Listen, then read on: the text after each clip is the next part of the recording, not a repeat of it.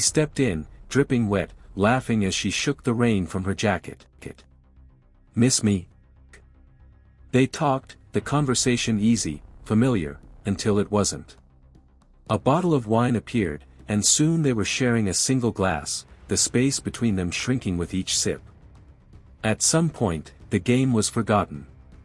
His fingers brushed a damp strand of hair behind her ear, his gaze lingering on her lips. The air thickened. "Kelvin," her voice was barely a whisper, but it was all the permission he needed. The kiss started slow, soft, testing. Then the rain outside fell harder, and so did his hunger. His hands gripped her waist, pulling her closer as if he'd been starved for her. Clothes hit the floor in messy abandon.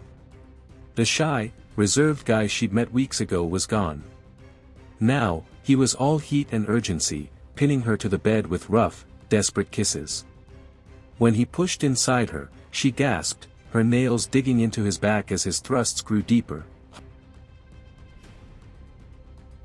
It was supposed to be their 4th anniversary, a date they marked every year with excitement and love. But this time, everything changed. 2 weeks before they were meant to celebrate, the air between them felt colder than it had ever been. Michael stood before Susan, his face devoid of any warmth, and with a voice that lacked any remorse, he said, "I don't think this is working anymore. I'm done." Those words, simple yet heavy, fell between them like a lifeless stone. No explanation. No closure. Just finality. The man she had shared so many years with, who she thought would walk beside her forever, had now walked away without a second glance. Susan could barely breathe. She stood frozen, watching him turn and walk away as if the years they shared were nothing but fleeting moments.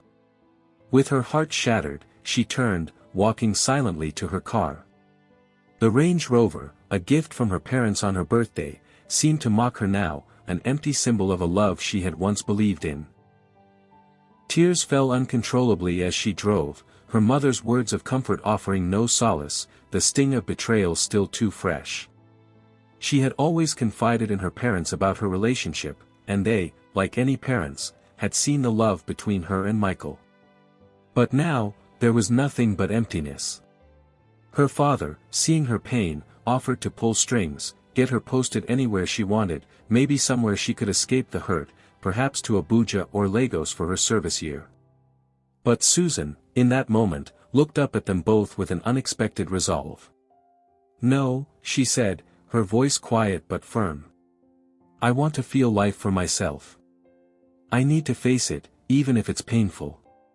Her words shocked her parents. They had never heard her speak with such conviction. But they understood. They had raised her to be strong, to face challenges head-on. With a heavy heart, her father nodded, and with her decision made, Susan began to prepare herself for what lay ahead. A few weeks later, she arrived at the NYSC camp in Port Harcourt. Her heart still broken, but her spirit unbroken. She was ready to face life, alone but stronger than ever. From the moment Susan arrived at camp, she was the talk of the place. Her beauty turned heads wherever she went, tall, light-skinned, with a perfect figure and a confident air that seemed to draw attention without effort. Guys flocked to her, offering help with this and that, trying to grab her attention with compliments and gestures. But this time, she wasn't interested in the usual flirtations or superficial praise. She had a mission, to be in control, to lead, and to focus on herself. She wasn't here for distractions. It was during one of the training sessions that she first noticed him. He stood out in a different way, a young man, handsome with sharp features, and a calm intensity in his eyes. Unlike the others who fidgeted or tried to impress, he sat quietly, absorbed in his notebook, his attention unwavering despite the noise around him. Susan couldn't help but steal glances at him, intrigued by his quiet presence. She felt a strange pull toward him, a curiosity she couldn't explain. His calmness was something she hadn't seen in the others, and it reminded her of something from her past. Later that evening, as she made her way to the camp's food stalls, she saw him again. Same calm demeanor, sitting in the corner, focused on his phone. He was alone, eating in solitude, as if the world around him didn't matter. There was something about the way he carried himself, so reserved yet intriguing, that felt strangely familiar. It was almost as if she had met someone like him before. His silence, his detachment, his intensity, it reminded her of her ex. She couldn't shake the feeling. After he was done eating, it was time to pay. He tried transferring the money to the woman selling food, but the network kept failing. The vendor grew impatient, her voice rising as she raised her voice in frustration. People began to stare, murmuring under their breath. Susan, who had been quietly observing from a distance, walked up and asked, "How much is it?" "It's fine," he said, trying to explain. "Just having network issues." But Susan insisted, reaching for her card and sliding it into the machine. The transaction went through smoothly, and she handed the payment to the woman. He looked up, visibly surprised, eyes wide behind his glasses. "Thank you," he stammered. "How can I repay you?" Susan smiled softly and shook her head. "It's fine," she said. "Go ahead." He nodded, still shaken, and walked off, clearly processing what had just happened.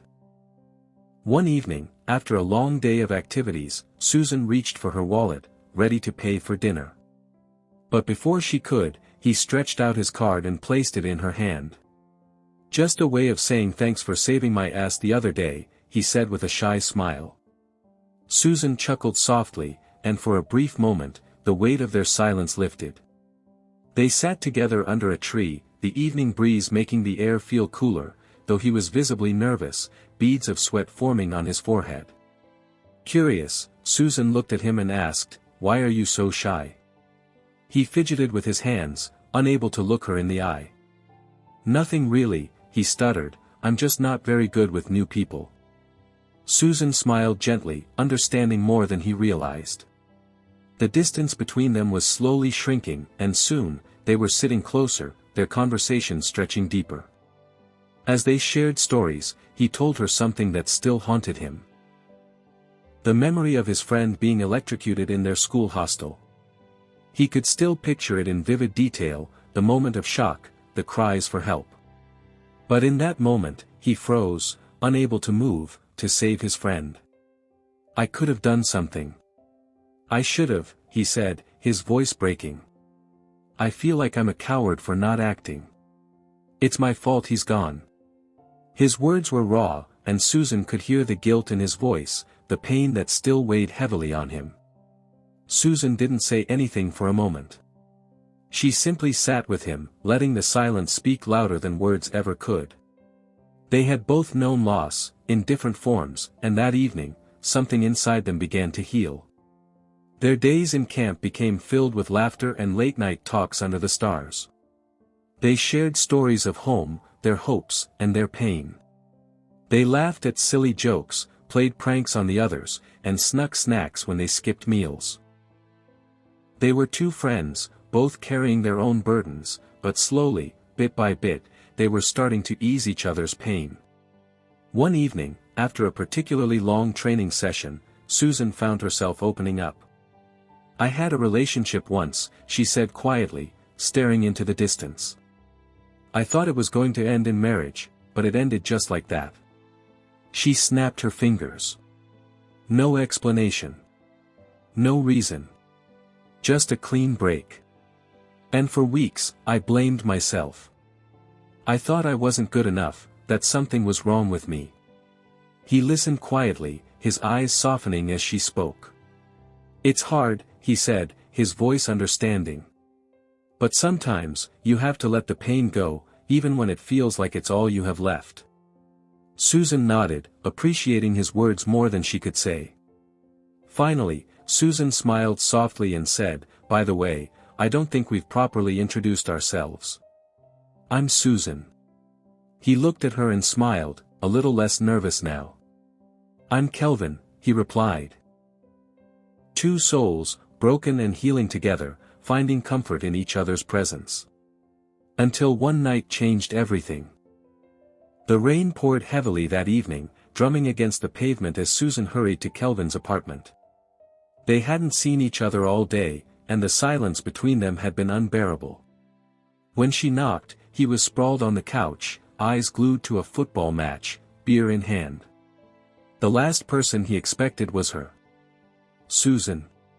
His brows shot up as he opened the door, his t-shirt slightly wrinkled, hair messy from hours of lazy lounging. She stepped in, dripping wet, laughing as she shook the rain from her jacket. Miss me. They talked, the conversation easy, familiar, until it wasn't.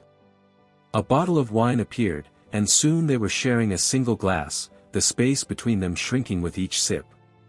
At some point, the game was forgotten. His fingers brushed a damp strand of hair behind her ear, his gaze lingering on her lips. The air thickened. Kelvin, her voice was barely a whisper, but it was all the permission he needed. The kiss started slow, soft, testing. Then the rain outside fell harder, and so did his hunger. His hands gripped her waist, pulling her closer as if he'd been starved for her. Clothes hit the floor in messy abandon.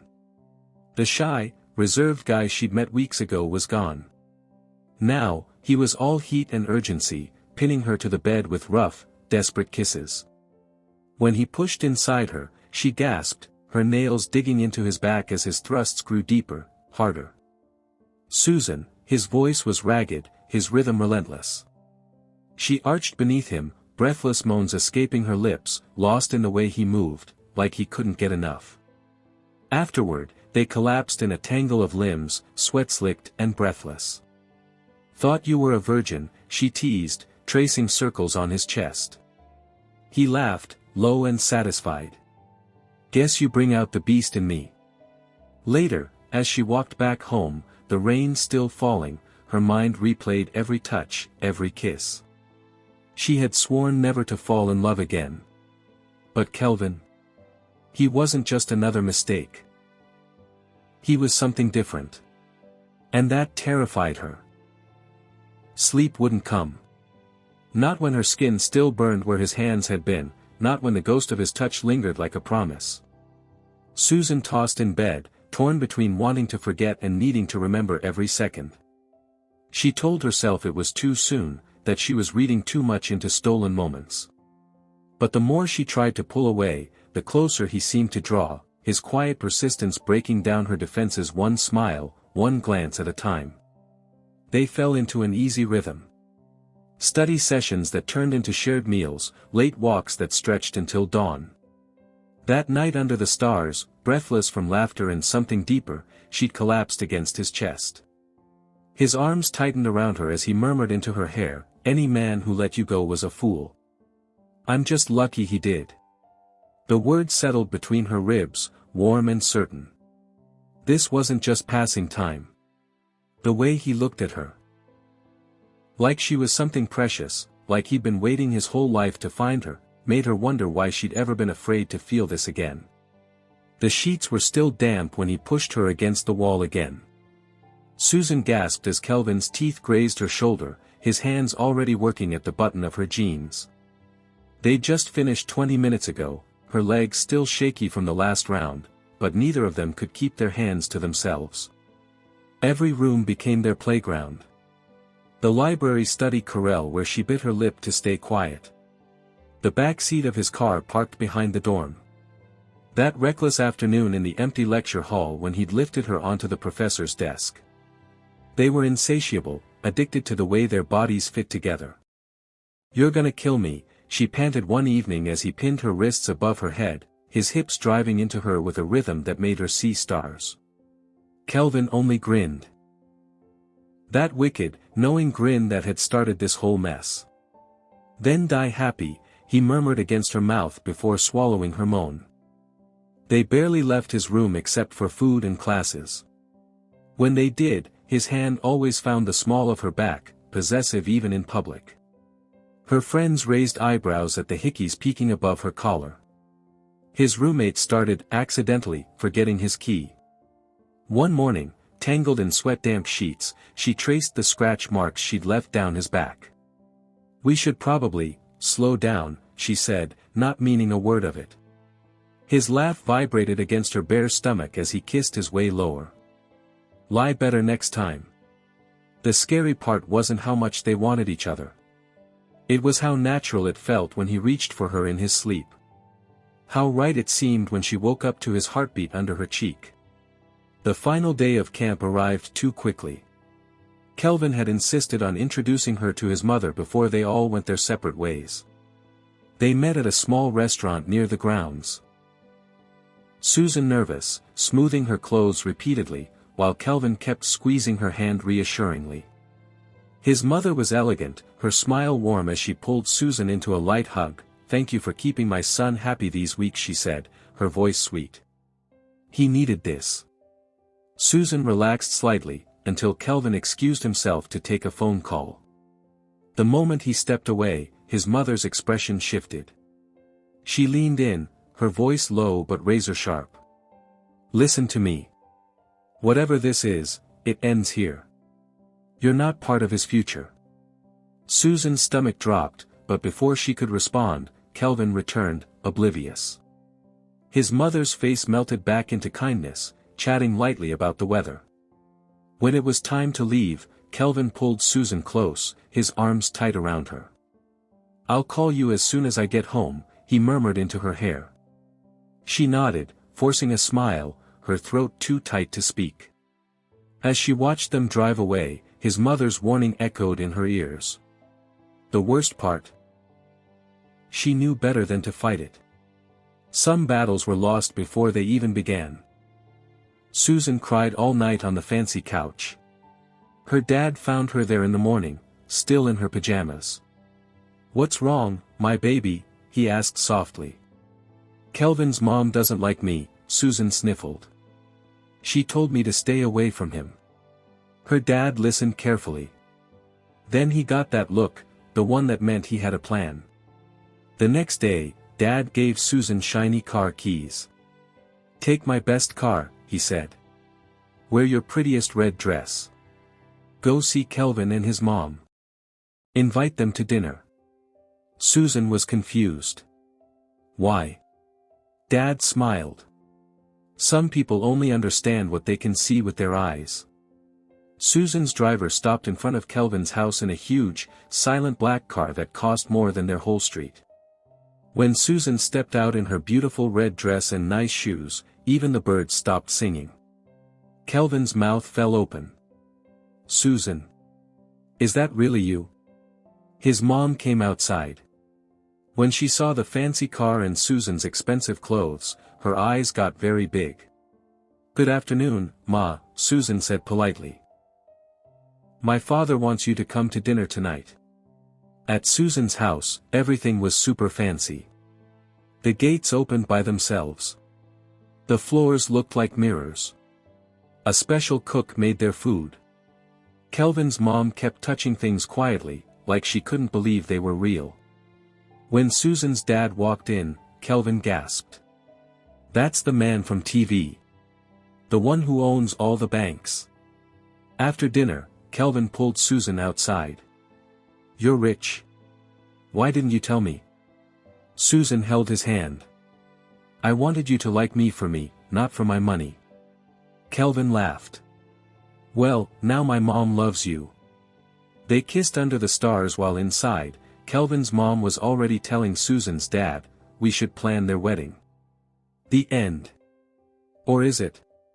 As Susan waved goodbye to Kelvin and his now smiling mother, her heart felt both happy and confused. She looked at her shiny car, her big house, and thought, do they like me now just because of my money? That night, she stared at her ceiling, asking herself, should I marry Kelvin because we love each other, or let him go because his mother only likes me for my rich life? What do you think Susan should do?